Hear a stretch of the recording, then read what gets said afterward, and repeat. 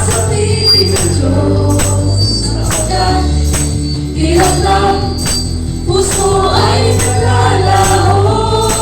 May awit, may sayaw, at papuri para sa Diyos. Nahatid ng pusong pinagpalad niyang lubos. Handog niya ay kapayapaan, handog niya ay kagalakan, handog niya ay kalakasan sa bawat pusong napapagat. Kaya't ang awit ng papuri, awit ng pasasalamat, at ang awit ng pagsamba ay para sa Kanya.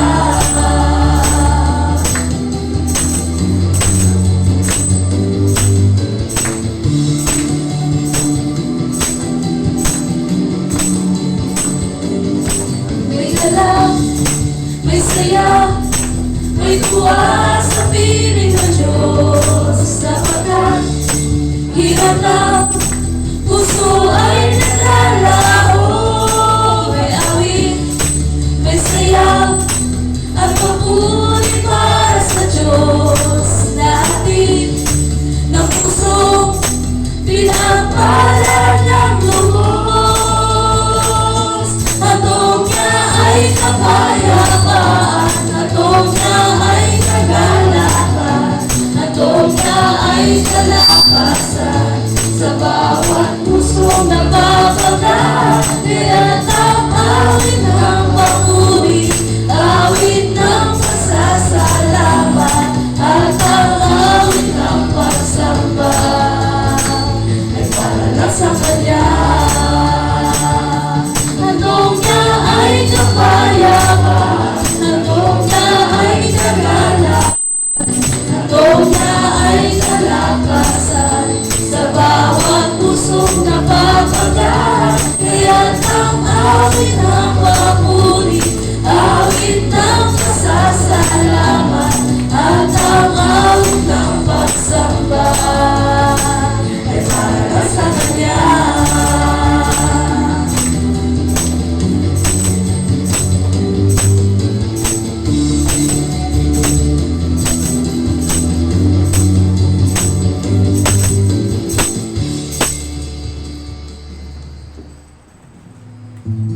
And there is none like you.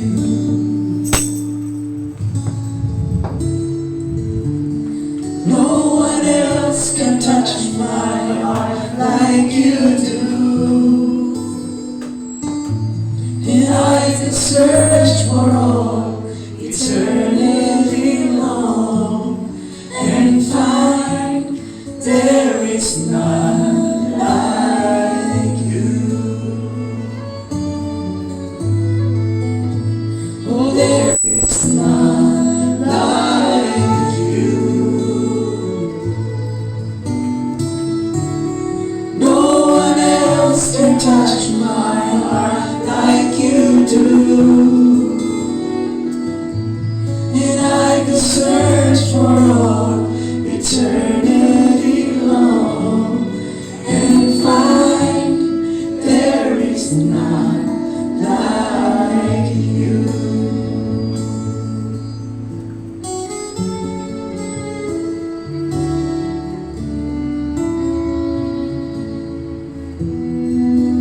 Your mercy flows like the river so wide. Healing comes from your hands. Suffering children are safe in your arms. There is none like you. Oh, there is none like you. There is none Like you. There's just no one. No one else can touch my heart like you do. Oh, and I could search for all eternity.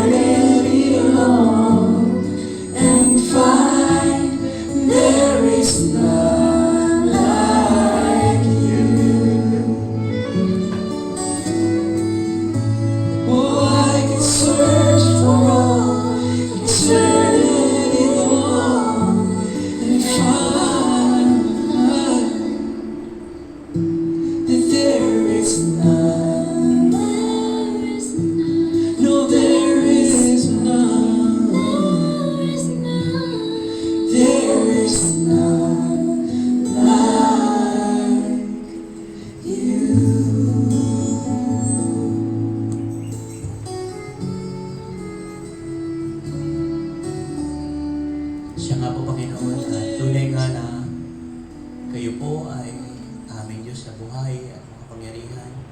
Wala pong makapapantay, wala pong makatutulad sa inyong pong kapangyarihan, sa inyong pagputihan, sa inyong kabanalan. Panginoon, sa pagkakataong ito, ikaw po ang siyang muna sa amin. Buksan po ninyo ang aming pandinig, ang aming puso sa mga nais po ninyong iparating sa amin. Katagpuin po ninyo kami sa mga salita ninyo na aming maririnig. Pinupuri po namin kayo, pinasasalamatan, itinataas sa pangalan po ng aming Panginoon Jesus. Amen. Amen. Makaupo na po tayo. Handa po natin ang ating mga sarili sa pakikinig po ng salita niyo.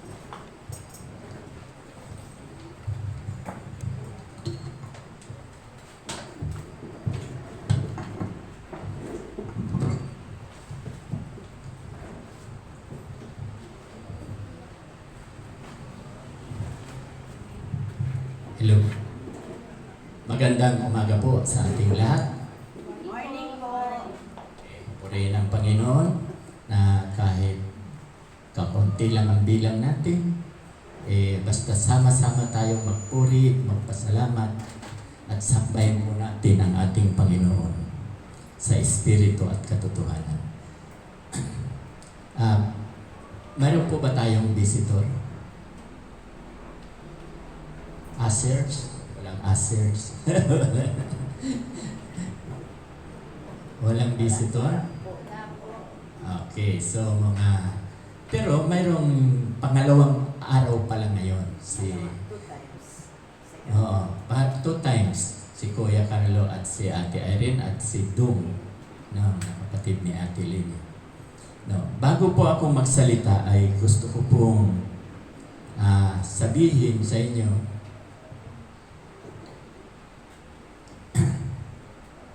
na ang mga pastor po, inuulit ko lang, yung mga datihan, okay lang. Pero doon sa bago, ngayon lang, ang mga pastor po, uulitin ko lang,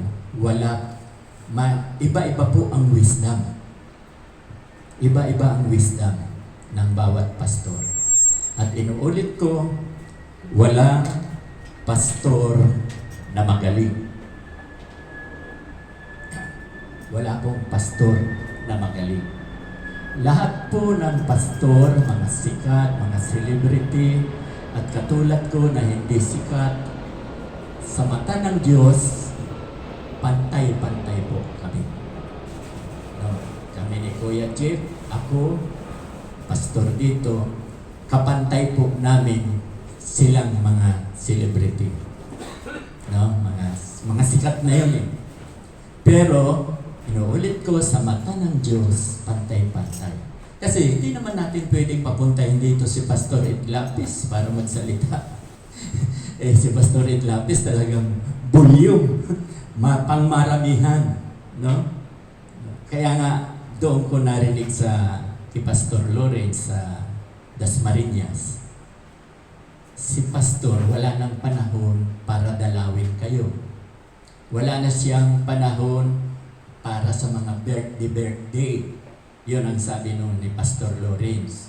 Kaya hindi sila kasi tulad ko, pag may birthday sa inyo celebrant, pwede akong pumunta, lalo na pag may merienda. No?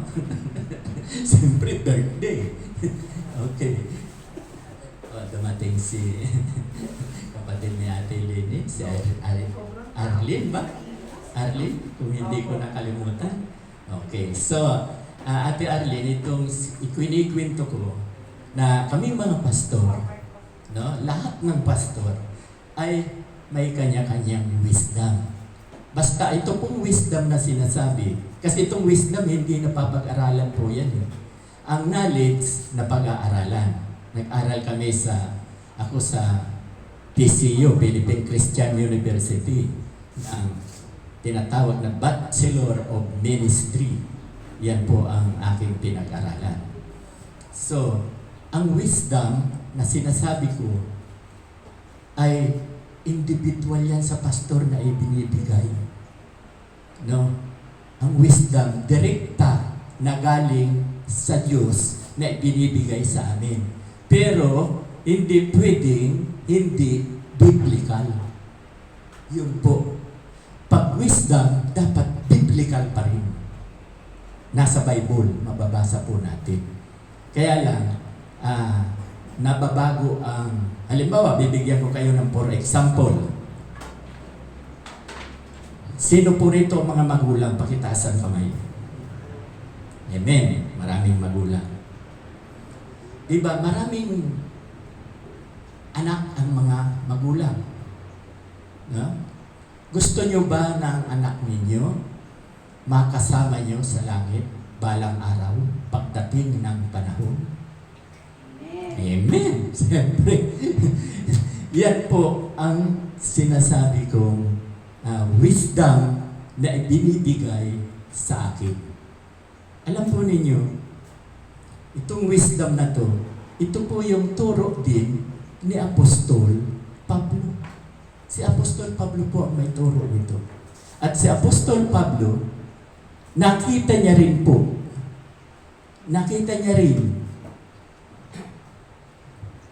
kay Abraham. Si Abraham po, mayroong privilege. Yung ulitin ko lamang po, pasensya na yung mga datihan dahil kuha na yan sila sa akin. Sabi, paulit-ulit naman si Pastor. Pag may bago kasi gusto kong sabihin, yung pribileho. From Adam to Abraham is 23 generation. 3 lamang po ang naging righteous. Si Abel, na kapatid ni Cain, na pinatay ni Cain. Si Abel po ay righteous. Si Enoch, righteous. Pang-7, galing kay Adam. At si Noe, pang-10 henerasyon, saved din po siya. Kaya lang, si Noe, si Japhet, walang sinabing si Japhet niyang anak niya ay saved. Walang sinabing righteous. Si Enoch, ang anak niya, si Matusalem. Methuselah sa English. Matusalem. 969 ang mamatay. Wala rin po sa Bible na righteous yung anak. Si Abel, wala namang anak. O kaya yung 3, inuulit ko lamang po, 3 lang ang righteous. Wala pa yung privilege.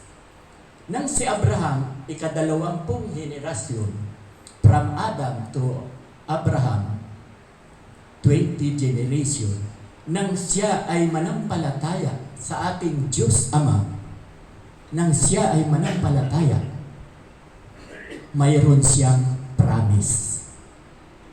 Mahal siya ng Diyos. Pinangakuan siya. Ang pangako sa kanya, ganito, pararamihin ko ang iyong lahi, kasing dami ng bituin at buhangin, at pagpapalain kita hanggang kaapu-apuhan. Doon ipinakita, dito nagpasimula yung pribileho, sinasabi ko, na ito rin ang itinuturo ni Apostol Pablo. Nang si Abraham manampalataya, si Sarah hindi naman righteous. Pero dahil kay Abraham, naging righteous si Sarah. At hindi lang yan, pati ang anak, ay wala nang upuan. Ay, ito sa unahan, may 4 pa pong dumarating sa likod.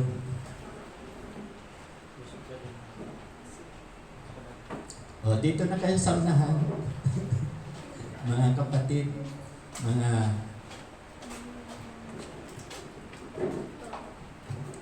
So, ang gusto kong ipakita rito, yung pribileho na binigay ng Diyos kay Abraham. Siya lang ang may pangako. Na gusto ni Apostol Pablo na gayahin natin si Abraham, yung tanggapin natin yung pribileho. Na ulit ko nga, sino rito ang SS member o GSIS member? Pakitaas ang kamay. Amen. Diba, ang SS member, may privilege po yan. Pero pag hindi ka nag-claim sa privilege mo, yung sick leave, benefits, vacation leave, with pay, matatanggap ba natin pag hindi mo inabil? Diba? Hindi natin matatanggap. Okay, so itong privilege na binigay kay Abraham na napakaganda.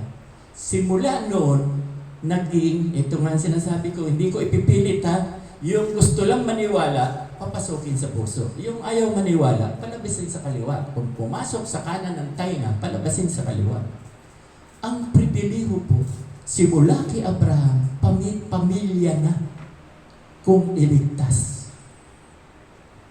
Mababasa nga yan sa Lucas chapter 19, verse 9. Mababasa sa Acts chapter 11, verse 14, na ang buong sambahayan ay naligtas nang manampalataya si Cornelio.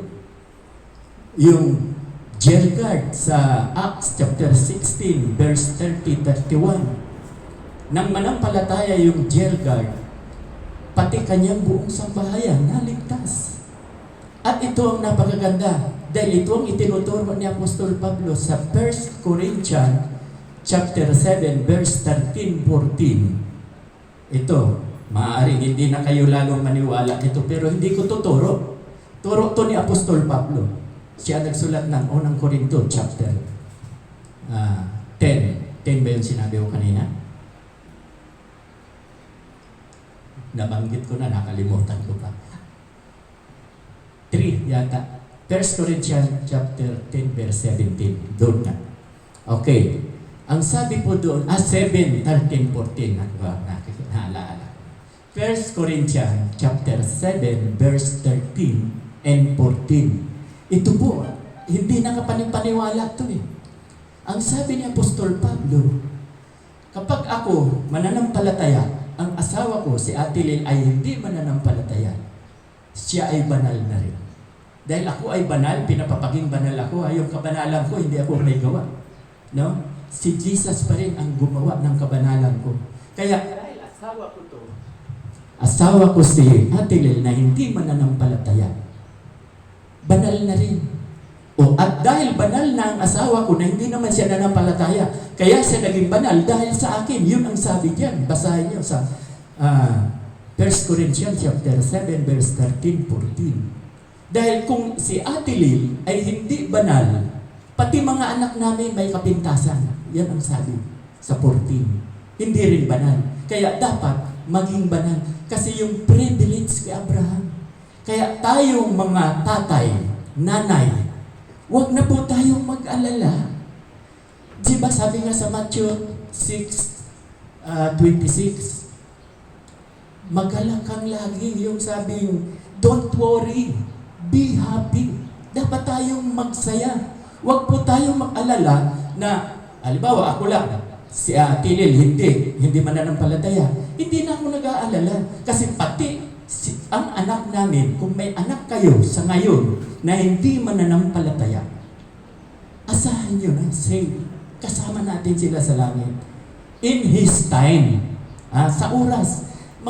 Di ba, asawa ko, umiiyak yan noon, nahuli ko. Madaling araw, bagong gising, umiiyak. Kaya sabi niya, yung isa kong anak, napapariwara. Ano ang sabi ko sa kanya? Huwag kang mag-alala. May pangako ang Diyos kay Abraham. Di ba? Uulitin ko naman. Ano ba yung pangako? Dahil may mga bago. Sabi sa Galatia chapter 3, verse 29, if you belong to Christ, you are Abraham's seed and heirs to His promise. Kung kayo'y kay Kristo, ang sabi ng Galatia 3:29, kung kayo'y kay Kristo, kabilang ka na sa lahi ni Abraham. At lahat ng ipinangako kay Abraham, matatanggap din natin. O kaya sinabi ko sa kanya, huwag ka nang iyak dyan. Dahil naaawa siya. Yung pangako, maliligtas lahat ng pamilya natin, Kasi simula kay Abraham, pamilya na kung magligtas. O yung mga sinabi ko kanina, basahin niyo yun sa Acts 11:14, Acts 16:30-31. Yung Lucas chapter 19, verse 9. Buong sambahayan, ligtas. Kaya wag na po tayong mag-alala. Pasensya na, wala pa ako sa topic ko. Sinasabi ko lang to dahil sinasabi ko nga kanina, kami mga pastor ay may kanya-kanyang wisdom. O ang karamihang pastor, ito pang wisdom. Ang karamihang pastor ang itinuturo, ang buhay daw natin, 70, 80 na lang. Hanggang doon na lang. Paano kami ni Ate Leni? Paano kami kung hanggang 70? 71 ako, 78 si Ate Leni. Lalo naman si Tatay Rodin, 85. Champion ka ngayon, tinalo mo kami. 85. Papayag ka ba, Tatay? 85 na lang, 80 na lang daw eh. Biblical po yan, yung sinasabi ko. Mababasa po yan sa Awit, chapter 90, verse 10. Kung may cellphone kayo, hanapin nyo. Ang buhay sa panahon nila David, 70, 80 na lang. Kaya maraming pastor na iyan ang itinuturo, hanggang 70 ka na lang. Kontra po ako. May wisdom din ako na biblical din. Mababasa sa Genesis chapter 6 verse 3. Ang sabi ng God kay Noe, nagsisi ako, bakit ko pa nilalang itong mga tao ito? Makasalanan na. Kaya gumawa ka ng daong. Gugunawin ko ang buong mundo sa pamamagitan ng tubig, ng baha. Gumawa ka ng daong. Ilan lang naligtas yung asawa ni, tinan mo, doon pa lang ipinapakita na eh.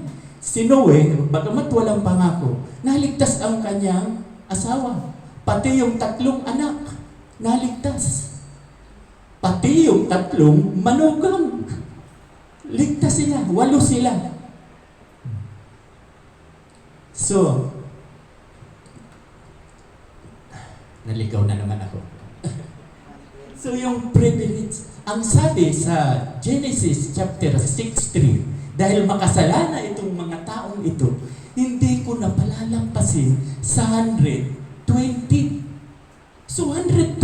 So yun ang wisdom na binigay sa akin ni Lord.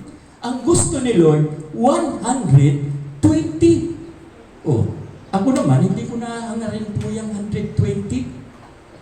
Dahil masaya na ako, kami ni Ate Leni, sa 101. Si Tatay, tinanong ko, masaya na siya sa 95. O kasi, kung ano yung gusto mo, what is your belief, it will happen to you. No, Matthew 9:29, according to your faith, let it be done to you. Hebreo 11:1, tayo'y may pananalig kung magtitiwala tayong mangyayari ang mga bagay na inaasahan natin at naniniwala tayo sa mga bagay na hindi nakikita. Ang God, bakit tayo naniniwala sa Diyos? Hindi naman nakikita. O pero mamaya, mababago ang inyong paniniwala. Yan ang message ko. Na ang Diyos pala ay nakikita. No?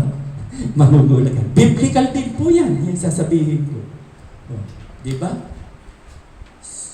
So, yung mga privilege na sinasabi ko, hahaba ang buhay. Tingnan nyo ang buhay naman noon, si Adan ang mamatay 930.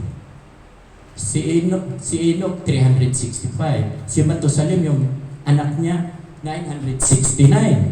Si Noe, 950. Diba? Dahil sa kasalanan, umiksi ang taon. Kaya nga, ang sabi na ni God, 120 na lang. Diba? Basahin po ninyo sa Roma chapter 6, verse 23. Sapagkat ang kabayaran ng kasalanan ay kamatayan. Subalit ang regalo ng Diyos ay buhay na walang hanggan sa pamamagitan ng ating Panginoong Jesucristo. So, may regalo tayo. Kaya yung salvation natin, huwag na tayong mag-alala sa asawa natin kung hindi pa siya mananampalataya. Huwag na tayong mag-alala sa mga anak natin kung matitigas ang ulo. Ganun talaga yan. Ganun talaga yan. Huwag mo nang aksayahin dahil in His time, inuulit ko, magiging mananampalataya rin yan. Huwag tayong mag-alala dahil yung pangako, yung privilege na ibinigay kay Abraham, kasama tayo. Kaya nga ang downline, kaya nga yan, nandiyan yan sa bulletin board, tingnan nyo. From Adam to Noe, ika-10 generasyon. From Noe to Abraham, ika-20. From Abraham to King David, plus 14 generation. Di ilan na? 34. From King David to Babylon, 14 generation. Mababasa po yan sa Matthew chapter 1, verse 1 to 17. Matthew 1, verse 1 to 17. Mababasa po yan. Yung lahi ni Jesus. No? From Babylon to Jesus is another 14 generation. So all in all, from Abraham to Jesus, 42 generation. From Abraham to 42, lahat po yan same. Lahat po yan kasi yun ang pangako. Ang pangako ng Diyos kay Abraham. Sabi sa Roma chapter 11 verse 26, all Israelites are saved as it is written. Sapagkat nasusulat, lahat ng Israelita maliligtas. Ang pasimula po ng Israelita kay Abraham. At noong panahon, from Tera, yung si Tera, tatay ni Abraham, hanggang kay Adam, wala pong Hudyo. Wala kayong mababasa na Hudyo si Matusalem, Hudyo si Noe, yung si Japet, yung anak niya. Wala. Si Tera, hindi. Nang simulang manampalataya si Abraham kay Lord, doon nagsimula ang Jew, ang Hudyo. Si Abraham, tinawag na Hudyo, tinawag na Israelita, at tinatawag po siyang Hebreo. Sa kanya po nanggaling yan. Kaya, as it is written, all Israelites are saved. Yung anak niya, inuulit ko lang, pasensya na yung mga dati, baka mainit na kayo. Yung anak niya, si Isaac, saved. Si Isaac, nagkaanak ng dalawa, si Jacob at si Esau. Pareho po yung magiging sinungaling ang Diyos pag hindi. Kasi maliligtas siya hanggang kaapu-apuhan. From Abraham to Jesus. At hindi po napuputol kay Jesus. Ika-70, di ba? 62. From Adam. From Abraham, 42. Hindi po napuputol. Tingnan nyo. May anak ba si Jesus? Di ba? Wala naman siyang asawa. Paano siya magkakaanak? Pero maraming anak si Jesus. Sino ang mga anak ni Jesus? Kayo at ako. Tayo. Tayo ang anak ni Jesus. Bakit? Sabi sa John 1:12, subalit ang lahat ng tumanggap at nananampalataya sa Kanya o nananalig kay Jesus ay binibigyan niya ng karapatang maging anak ng Diyos. So tayo ngayon ay anak ng Diyos dahil si Kristo ay Diyos, anak tayo ni Kristo. Kaya pala, pangako ng Diyos Ama kay Abraham, pararamihin ko ang iyong lahi kasi dami ng bituin. Hindi mabilang ang bituin. Bakit dumami? Nasama tayo. Ilan-ilan lang tayo rito. Hindi lang ko, nasa 26 kasi 30. Mga 30 naman pala. 33 ang upuan natin kanina. Kakaunti lang tayo rito. Pero sa day by day, ang dami niya. Sa CCM, ang dami. Sa buong mundo, ang daming Kristiyano. Ang dami pong Kristiyano. Kaya, biglang dumami ang lahi ni Abraham. Kasi pag hindi sinunod ng Diyos, Ama, si Abraham, hindi niya sinunod ang pangako, magiging sinungaling ang Diyos. Kaya huwag na kayong mag-alala kung ang asawa niyo ay hindi pa mananampalataya. Darating ang panahon, magiging banal sila. Automatic pa nga, ang sabi ni Pablo, automatic banal. Kaya siya naging banal dahil sa iyo. Okay, hindi po ito ang aking topic. May oras pa ba? May oras pa naman. Ang sabi ko kanina, Hebreo 12:2, tayo'y may pananalig kung magtitiwala tayong mangyayari ang mga bagay na inaasahan natin at naniniwala tayo sa mga bagay na hindi nakikita. Sabi ko, ang Diyos ay hindi nakikita. Totoo naman. Sino ba sa inyo nakakita na sa Diyos? Wala. Hindi talaga nakikita. Pero, itong message na ibinigay sa atin ni Lord, mababasa po natin, ito po ang teksto, ngayon pa lang ako na magpapasimula. Ito po ang teksto.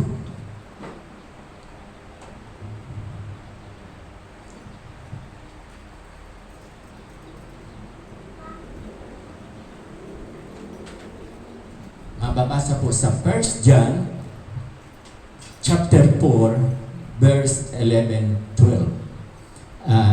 Pwede po bang anyayahan sa pagbigay galang sa pagbasa ng banal na kasulatan? Tumayo po ang lahat. Pagbigay galang po, babasahin ko po ang teksto.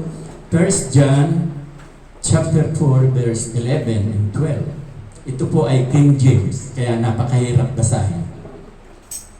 Mga minamahal, kung tayo'y inibig ng Diyos ng gayon, ay nararapat na mga ibigan din naman tayo. Sino man ay hindi nakakita kailanman sa Diyos. Tama, di ba? Sino man ay hindi nakakita kailanman sa Diyos. Pero kung tayo'y mga iibigan o magmamahalan bilang magkakapatid, no? Ang sabi, makikita kailanman sa Diyos. Kung tayo'y mga iibigan, ang Diyos ay nananahan sa atin. Take note, kung tayo nagmamahalan o nangangag-iibigan bilang magkakapatid, ang Diyos ay nananahan sa atin at ang kanyang pag-ibig ay nagiging sakdal. Pagpalay nawa pagkabasa ng banal na kasulatan, makakaupo na po ang kapulungan. Diba sabi kanina, sabi ko, walang nakakita sa Diyos. Pero, sa totoo lang, totoo talaga, hindi natin nakikita ang Diyos. Pero nararamdaman. Kasi yung Hebreo 11:1, ang sabi doon, naniniwala tayo na ang Diyos ay hindi nakikita. Pero ramdamin. Nararamdaman po natin yan eh. Unang-una, tingnan nyo, kung sinasabing nararamdaman natin. Lahat ng needs natin, lahat ng pangangailangan natin, ibinibigay niya. So, nararamdaman natin ang Diyos. Yung mga panalangin natin, tinutugon niya. So, bagamat hindi siya nakikita, totoo, hindi nakikita, nararamdaman. Pero itong message to, ang topic po natin, the Word is watching us.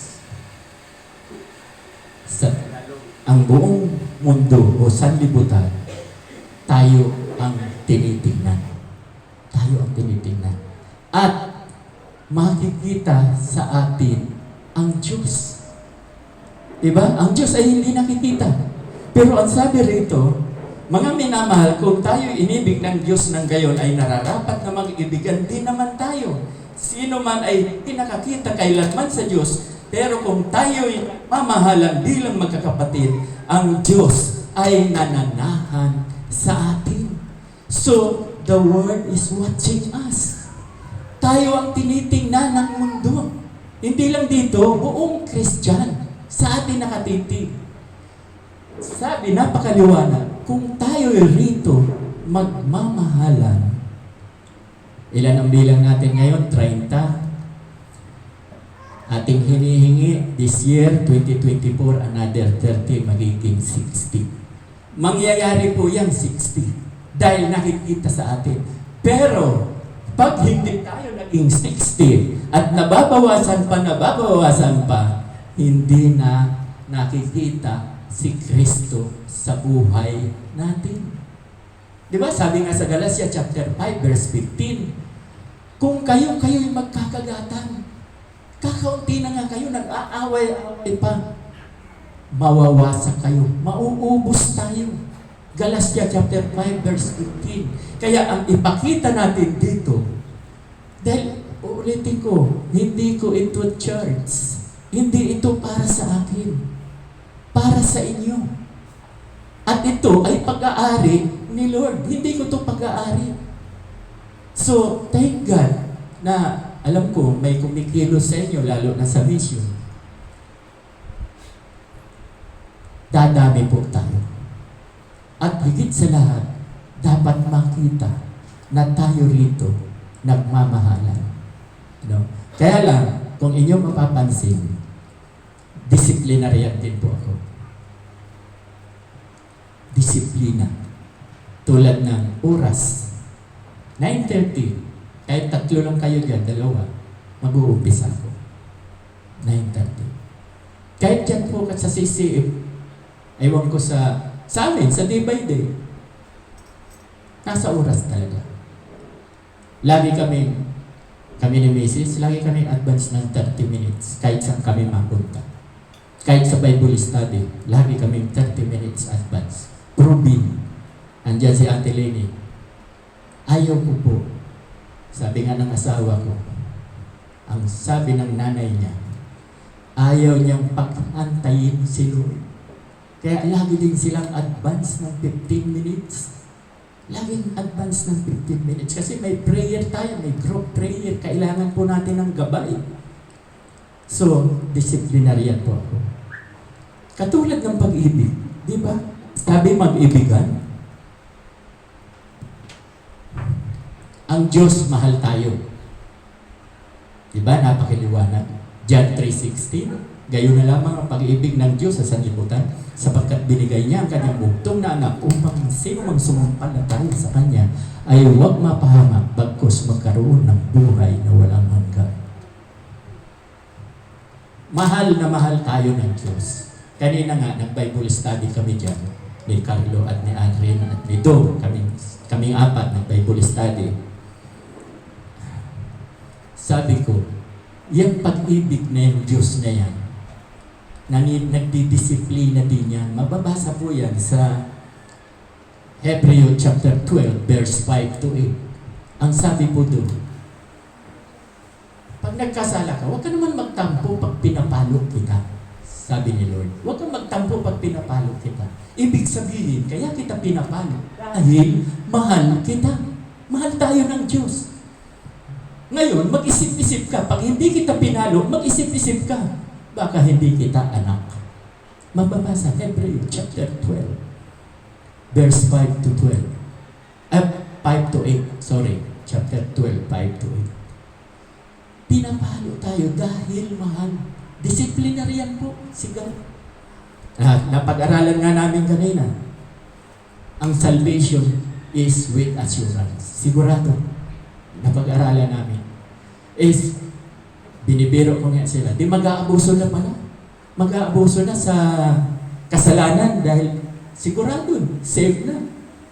Sabi ko, talagang save ka na. Kaya lang, buk-buk, sarado ka. Papaluin ka pag nagkasala ka. Papaluin ka. Hebreo chapter 12 verse 5 to 8. Papaluin ka. O ano ba mga palo? Ba, masakit. Mamalo ang Diyos. No? Nandyan yung problematika na. Ang nawawala, hindi salvation. Pag nagkasala ka, ang nawawala, yung kagalakan. Guilty conscience ka na eh. Nag-guilty ka, yun ang nawawala, yung kagalakan. Ano yung kagalakan? Yung bunga ng Espiritu, yung fruit of the Spirit. Ano ba yung pag-ibig, kagalakan, kapayapaan, katapatan, kahinahunan, kabaitan, at ang pagpipigil sa sarili. So, yun ang nawawala. So, kung wala ka ng kagalitan, kagalakan, kung wala ka ng kagalakan, ano ang kasunod na mawawala? Wala ka ng kapayapaan. Wala ka ng peace of mind. Wala ng kapayapaan. Pag wala ka ng kapayapaan at papatuloy ka sa pagkakasala, wala ka na rin pag-ibig. Mainitin ang ulo mo. Pag-ibig. O kaya diba ang turo sa atin kanina, sa teksto natin, mag-ibigan tayo. Magmahalan tayo bilang magkakapatid. O ngayon, may problema pa minsan. Nagkasala sa iyo yung kapatid, hindi mo mapatawad. Basahin po natin sa Matthew chapter 6 verse 14. Ano ang sinasabi sa Matthew chapter 6 verse 14 and 15? Ang sabi po doon, kapag nagkasala ang iyong kapatid, patawarin mo. Dahil patatawarin ka rin ng Diyos Ama. Subalit sa 15, ang sabi niya, Pag hindi ka marunong magpatawad, hindi ka rin patatawarin ng ating Diyos. Kaya magpatawad daw po tayo.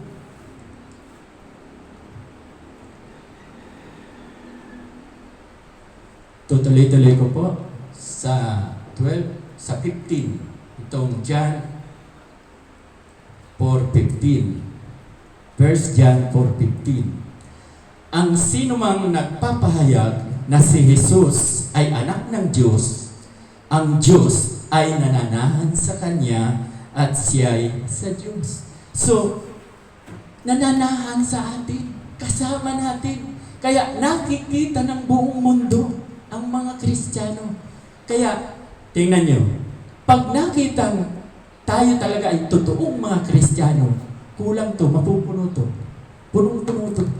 Pero kung ang nakikita, tayo nagkakagatan, nag-aaway-away, mauubos tayo. Kaya pag-ibig lamang po ang kailangan. Ang Diyos nananahan. Sa 16, basahin ko po sa inyo sa 16.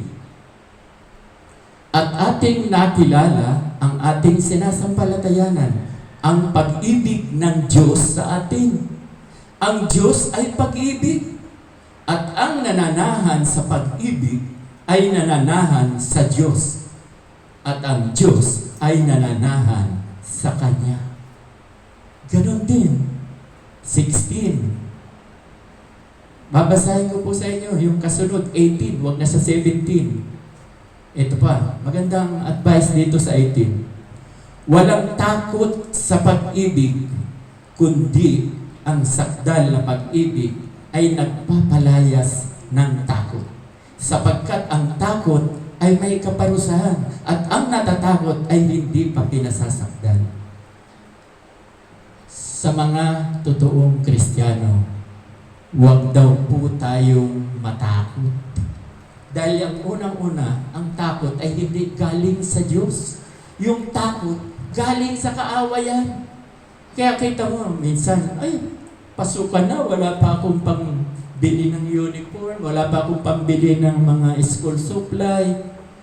Takot ka agad. Nakakalimutan natin na God provide. Ang Diyos ang magbibigay niya. Trust God. Ang sabi nga sa Kawikaan chapter 3 verse 5, kayawi ka lang buong puso. Kayawi ka lang magtiwala. No? Kayawi ka lang magtiwala buong puso at lubusan. Sa Diyos lang, trust God. Ibibigay po yan. No? Kayawi ka lamang magtiwala buong puso at lubusan. Trust God. Sa Diyos po tayo magtiwala. Alisin po natin yung takot. Kasi tingnan mo, ang sabi niya, nagpapalayas ng takot. Kapagkat ang takot ay may kaparusahan. Kita mo nga naman, wala ka pang parus. Subukan mo natatakot ka. Pinarurusahan ka na ng sarili mong takot. Kaya, pag may pag-ibig daw, hindi na tayo dapat mag-alala. Huwag na tayo matakot. Kaya sabi ko nga kanina, kung ang inyong asawa ay hindi mananampalataya, huwag kayong matakot. Kung ang anak ninyo hindi mananampalataya, may promise si God, magiging saved yan lahat. Magiging banal. Basahin po natin sa 19, 1 John 4:19. Tayo'y nagsisiibig sapagkat siya'y unang umibig sa atin. Kaya tayo nagmamahal, pero siya, ang Diyos ang unang umibig sa atin. Pangalawa lang tayo. Sa 20, basahin po natin sa 20. Kung sinasabi ng sino man, ako'y umiibig sa Diyos at napupuot sa kanyang kapatid, ay, sinungaling. Ang ganda nito sa 20. Kung sinasabi ng sino man, ako'y umiibig sa Diyos at napupuot naman sa kanyang kapatid, ay sinungaling. Sapagkat ang hindi umiibig sa kanyang kapatid na kanyang nakikita, ay paano niya maiibig ang Diyos na hindi nakikita? Kaya sabi, sinungaling, sasabihin mo, Mahal mo siya. Eh, nagkasala lang siya eh. Hindi mo na minahal. Sinungaling ka. Magpatawad nga, di ba? Sabi, patawarin natin ang mga kapatid natin nagkakasala para patawarin din tayo ng ating Diyos, Ama. At ito na nga, di ba?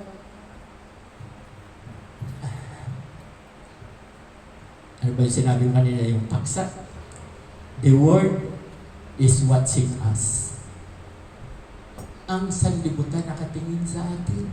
Eh kung nakikita tayo hindi marunong magpatawad sa ating kapatid, kaibigan, hindi rin tayo patatawarin. The Word is watching us. At nakikita ang Diyos dahil sa inyo at sa akin. Sa 21, at ang utos na itong mula sa Kanya ay nasa atin, na ang umiibig sa Diyos ay dapat umibig sa Kanyang kapatid. So kung tayo ay umiibig sa Diyos, ibigin din natin ang ating mga kapatid. Pero sinabi ko kanina, ang pag-ibig ay nagdidisiplina. Kaya pag disiplina ka, pag-ibig yan. Diba si Jesus ang shepherd? Siya ang pastol? Bakit ang pastol may tungkod? Dahil pag matigas ang ulo ng tupa, pinapalo yan, pinipitik. Pag mahuhulog na sa bangin, ano ang ginagawa ng tungkod? May kalawin po yan. Para wag mahulog, wag mapahamak, kinakalawin. So kami mga pastor, may karapatan po kami na magdisiplina. Kami mga pastor, shepherd din po kami. May karapatan kami magdisiplina. At kung kami ay nagkamali, kami mga pastor ay nagkamali, wala po kayong karapatan na disiplinahin ako. Ang Diyos lamang ang may karapatan para disiplinahin ako. Sa Diyos ako mananagot. Hindi ako mananagot sa inyo. Ako ang itinalaga ritong pastor para pangalagaan kayo, para mahalin kayo. Pero may kasama disiplina. Kailangan po ang disiplina.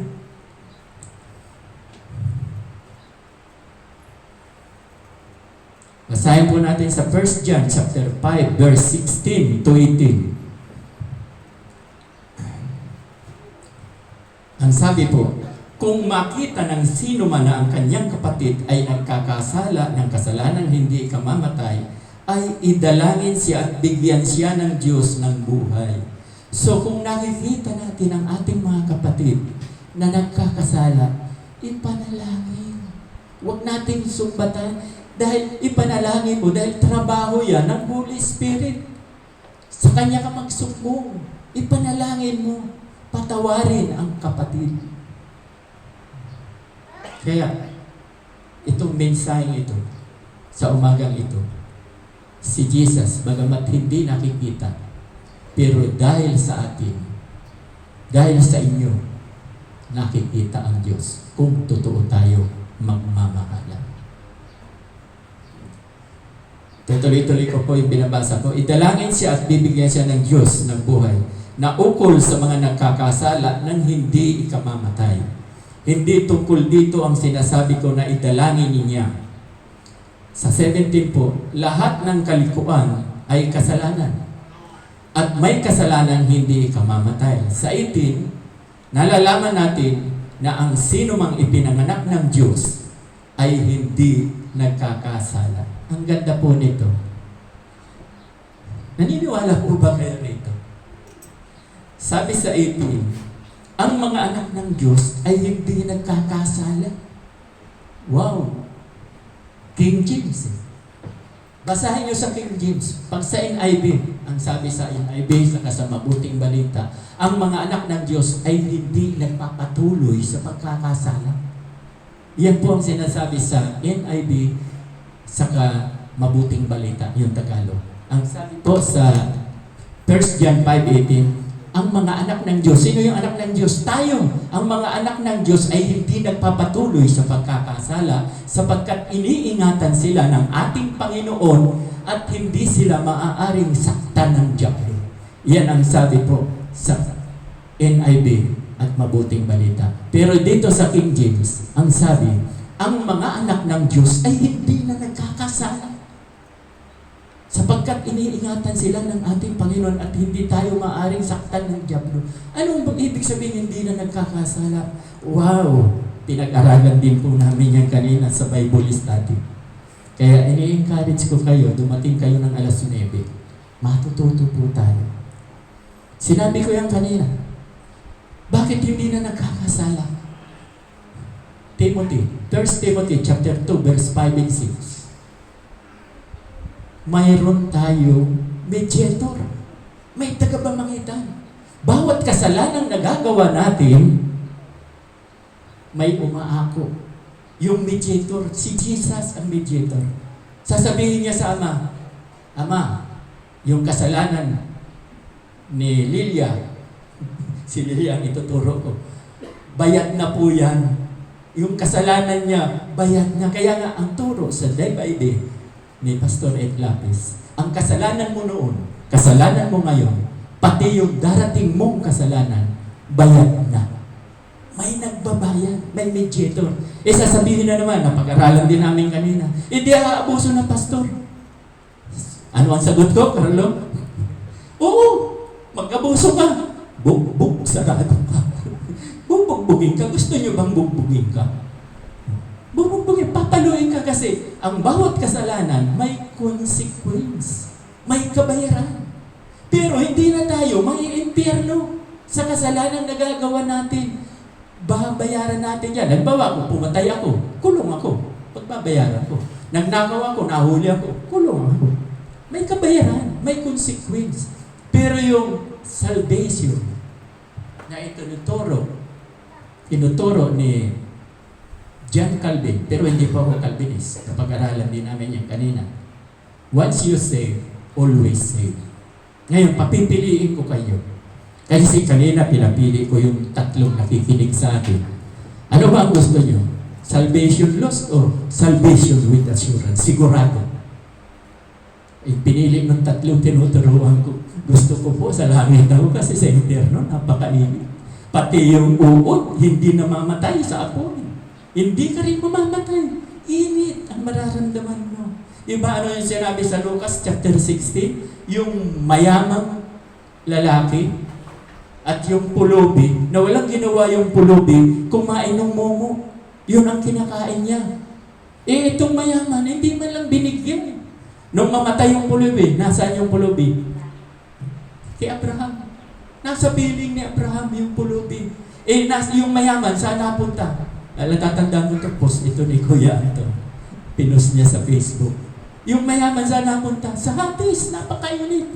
Kaya sabi niya, yung mayaman, kala mo mayaman pa rin ba? Mayaman pa rin siya kasi utos pa rin ang utos. Sabi, Amang Abraham, utosan po ninyo si Lazaro. Na si Lazaro ay isawsaw niya ang daliri sa tubig. At napakainit dito. O ano ang sabi ni Abraham? Ang mga narini ay hindi makakapunta dyan at ang mga nariyan ay hindi makakaparinig. Dahil may bangin ng pagitan. Hindi makakaparinig. Mayroong pagitan. Ba't na naman ba ako napunta dyan? So yung mayaman, dahil madamot, same yan. Pero hindi naman lahat ng mayaman. Marami ding mayaman sa langit ang tungo. Okay. Mayroon pang 5 minutes. Okay pa ba sa inyo? Itong ibig sabihin kasi nitong 18, na hindi na nagkakasala, may nagbabayad, may ransom. Kaya mapalad tayo. Kaya don't worry. Be happy. Napakaganda. Pero, ito ang sasabihin ko naman sa inyo. Dito kami nagtapos kanina sa Bible study. Naulit lang, di ba? Pag may espiritu na po tayo ni Kristo, di ba? Yung nabautismohan tayo, nagkaroon tayo ng espiritu, mga tumanggap sa Kanya, at tinanggap siya bilang Panginoon at tagapagligtas, mayroon na tayong lahat ng Holy Spirit. Pag mayroon tayong Holy Spirit, Sinasabi sa Galatia chapter 5, verse 22-23. Basahin po ninyo doon ang bunga ng Espiritu. The fruit of the Spirit. Ano yun? Pag-ibig, kagalakan, kapayapaan, kahinahon ng kabaitan, katapatan, at pangsyang pagpipigil sa sarili. Ito po ang magmamanifest sa mga may Espiritu, yung mga Kristiyano na. Ito ang dapat makita. Kaya nga sinabi ko sa kanya kanina, ako pastor, mabait, no? Matulungin. O kung nakikita niyo akong matulungin, hindi ko nagawa yun. Yun ay manifestation ng Holy Spirit sa buhay ko. Kaya ang papuri sa Diyos, hindi sa akin. Kasi kung sa aangkinin ko yung mga mabubuti kong nagagawa, siyempre, sikat ako. Di papuri sa akin. Hindi. Sa Diyos papuri. Kasi yun ay bunga ng Espiritu. Siya ang may gawa nito sa buhay ko through faith. Dahil sa pananampalataya ko, kaya ako nagagawa yun. So kung nagagawa ko yun dahil sa paniniwala ko, pananampalataya ko, ang Diyos ang siya may gawa nito. O paano pa mag-aabuso? Diba? Paano pa ako mag-aabuso? I-fruit of the Spirit niya ang dapat makita sa buhay natin. So hindi ako mag-aabuso. Pero hindi tayo exempted. Paminsan-minsan nagkakasala pa rin. Kasi pag yan nga lagi kong sinabi yan, tinalakay din namin kanina. Kapag hindi ka na nagkakasala, sa impyerno ang tungo mo. Ipatilinin, kahit sa inyo sa Bible study, tinuro ko yan. Kapag hindi na tayo nagkakasala, sa impyerno ang tungo natin. Pastor, naiiba ka. Kaya sinasabi ko sa iyo, wisdom. Bakit sa impyerno? Unang-una, Diyos lang ang hindi nagkakasala. Diyos ka ba? Blasphemy na kagad ang kasalanan. Hindi tayo exempted sa kasalanan. Ba't ko naman sinabi, lalo na kanina, nang sinabi ko pa, yung mga hindi na nagkakasala, yung mga taga-sanlibutan, yung hindi naniniwala kay Kristo, sila ay hindi na nagkakasala. Bakit? Kita mo, hindi pa sila tuloy ang hindi nagkakasala. Kasi kahit anong gawin nila, kahit good works ang gawin nila, mabubuting gawa ang gawin nila, sa impyerno pa rin ang tungo nila. Hanggat hindi sila nananampalataya sa ating Panginoong Hesus, sa impyerno pa rin ang tungo nila. Kaya, hindi na sila nagkakasala. Kasi kahit nga anong kasalanan ang gawin nila, mambababae sila, magsugal sila, lahat ng layaw, gawin nila, o kaya lahat ng kabutihan gawin nila, matulungin sila, bigay sila ng binigay ng kanilang kayamanan. Sa impyerno pa rin ang tungo nila. Bakit sa impyerno? Hindi sila nanampalataya sa ating Panginoon. Kaya nga, di ba? Ulitin ko yun, the wages of sin, Romans 6:23, the wages of sin is death, but the gift of God is eternal life. Ang regalo ng Diyos ay buhay na walang hanggan sa pamamagitan ng pananampalataya natin sa ating Panginoong Hesus. Yan po. Mayroon pa akong 1 minuto pero tatapusin ko na po. So, nawa, sa umagang ito ay naunawaan po natin yung privilege. Huwag po ninyong kalimutan. Huwag na kayong mag-alala. Dahil biblical. Sinasabi ni Apostol Pablo. Si Apostol Pablo, sapagkat nasusulat, ang sabi niya, diba? Ang sabi sa Romans chapter 11:25, sabi ni Apostol Pablo, all Israelites are saved, as it is written. So, nagsusulat. So, si Pablo, hindi rin nagkata ng sarili niyang pag-iisip, nasusulat. Nasa Bible po yan. Kaya paniwalaan po natin si Pablo. Yung hindi maniniwala kay Pablo, loki. Tayo po'y manalangin. Ama namin Diyos na makapangyarihan sa lahat. Maraming salamat po, Lord, sa mensahe na ibinigay po ninyo para sa amin. Totoo pa lang, ikaw ay nakikita sa pamamagitan ng inyong mga anak dito sa lupa ito. Kaya dapat makita po sa amin ang pagmamahalan, ang pag-iibigan bilang brother and sister in Christ. Napakahalaga po yan. Dahil The world is watching us. Ang buong mundo ay nakatingin sa mga Kristiyano. Paano sila maaakay kung kami-kami ay Kaya dapat kami-kami ay laging nagmamahalan bilang magkapatid.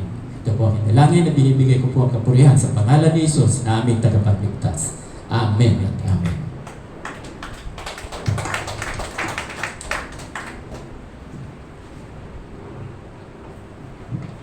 Sa pagkakataon po ito ay handa po natin ang ating mga kaloob sa Panginoon. Tinatawagan po si Ate Ana at si Ate Hana na ipasa po ang ating offering basket. Pagkatapos po ay mananalangin po si Kuya Jeff para sa offering prayer.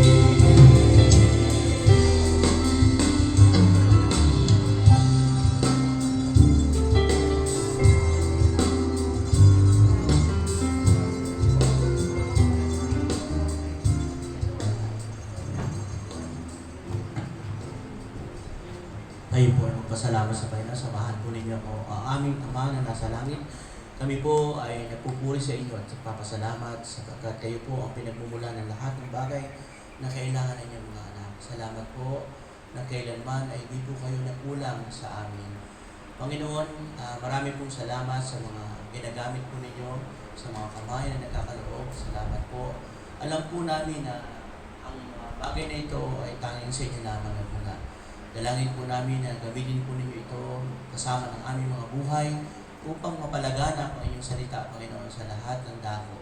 Marami pong salamat sa biyayang ito sa pangalan po ng aming Panginoon Jesus. Amen.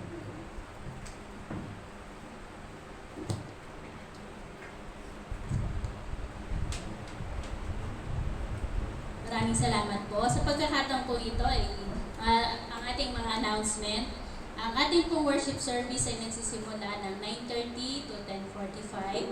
Pagkatapos po nito ay ang ating cell group ng men's, women at mga kabataan. Meron po tayong prayer time every Wednesday, 6 p.m. Sama-sama po tayong nananalangin. Kung meron po kayong mga request or pasasalamat, pwede niyo po itong isend sa GC natin. At ang ating po mga Bible study ay nagaganap tuwing Wednesday and Friday sa bahay nila Nanay Lenny. Every other Sunday naman ay sa family ng Orgulyo. At tuwing every Saturday, 2 p.m. naman po yung mga kabataan. Sa January 28 po ay meron tayong youth fellowship. Ang mga kabataan po ay mag-stay after lunch at meron po silang gawain ng fellowship. Ating celebrant po, January 23, huwag niyo po akong kakalimutan. At sa 29 naman po ay si Kenji. Maaari po natin siyang batiin sa GC. Siya ay isa sa ating mga kabataan. So, yun lamang po ang ating mga announcement. Maraming pong salamat.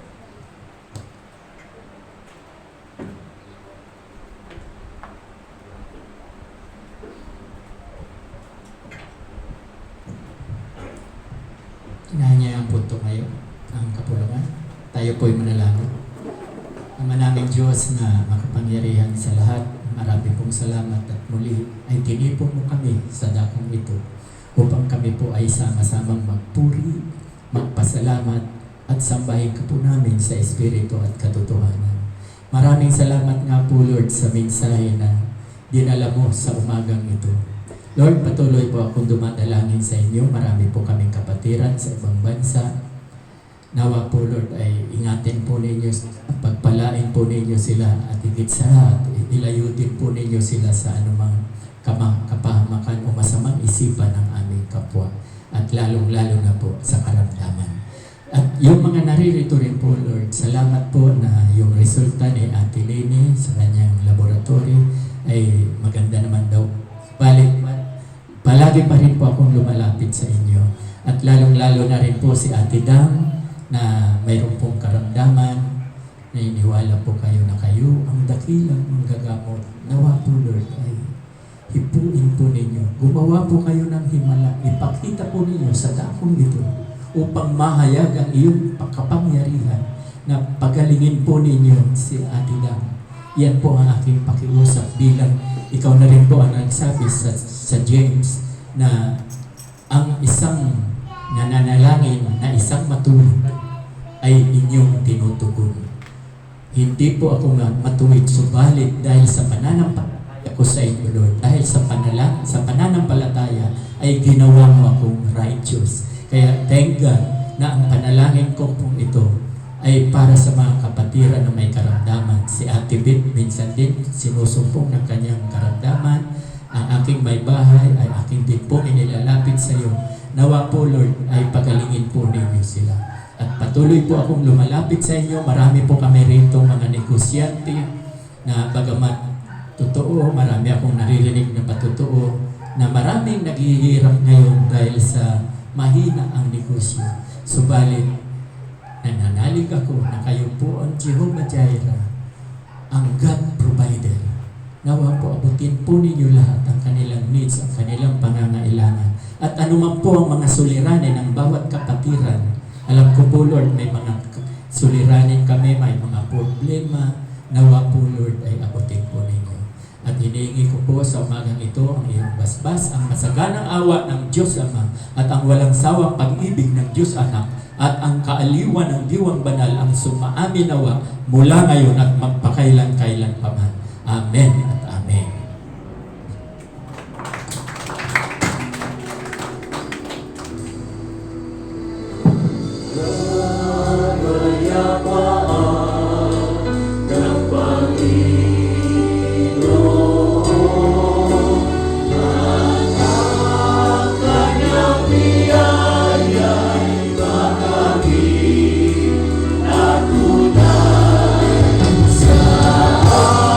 Ating